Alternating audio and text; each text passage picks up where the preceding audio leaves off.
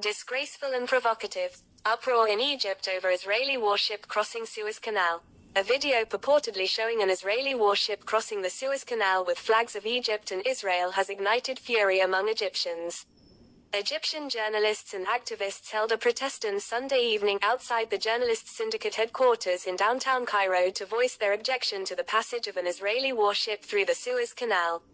The protesters shouted anti-Israel slogans and denounced the Egyptian government's stance towards Israel's ongoing war on Gaza, which has killed over 43,000 Palestinians, and has extended to Lebanon in recent months.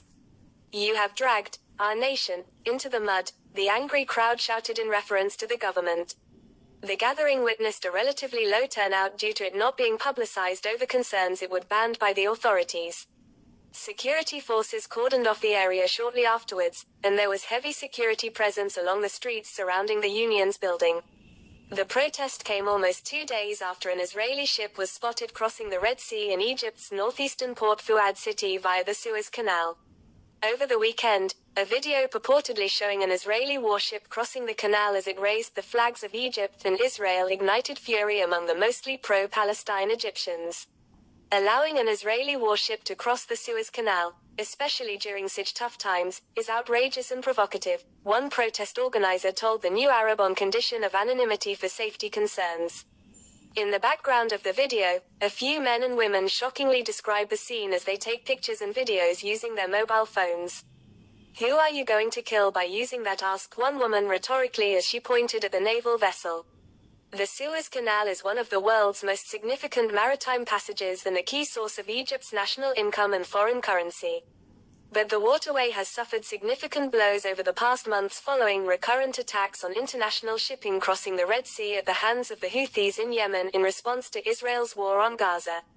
In response to the ongoing outcry, the Suez Canal Authority said in a statement on Saturday that Egypt had been committed to the Constantinople Convention signed in 1888. This convention dictates that ships of any nation can pass freely during war and peace, considering the waterway a neutral zone.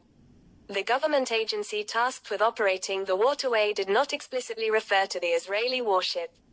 An international law expert, who spoke to the New Arab on condition of anonymity due to the political sensitivity of the matter, disagrees with the official justification. Egypt was not among the signatories of the convention as a sovereign state, which, arguably, makes it unbinding to the Egyptian state, the expert argued. The agreement dictates that Egypt can legally ban the passage of any ships or shut down the canal in case there is a threat to its national security, which happened in several cases over the past decades, the expert added.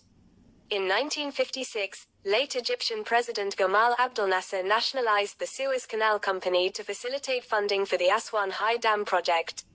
Before that, the company was operated by France and Britain. At the outbreak of the 1967 war, Egypt closed the canal to international shipping. It was only reopened in 1975 during peace talks under the late President Anwar Sadat. The Suez Canal Authority's response is Egypt's second, involving a similar occurrence.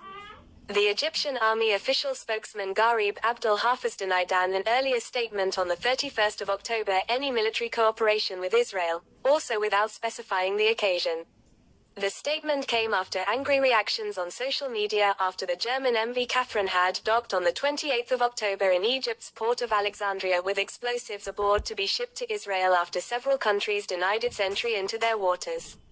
Despite a technical state of peace with Israel since the late 1970s, the Egyptian public has been at loggerheads with their country's successive regimes over normalization. Diplomatically and commercially, Cairo treated Tel Aviv as a friendly nation with strong ties in several areas. Still, tensions have skyrocketed after Israel launched its onslaught on Gaza in October last year, killing at least 43,000 Palestinians, most of whom were women and children. Meanwhile, Sunday's protesters called for the release of all detainees arrested over the past year during similar gatherings held in support of Gaza, as well as other activists and jailed journalists. "Regardless of how many cells you open up, we will continue our endeavor," the enthusiastic crowd shouted.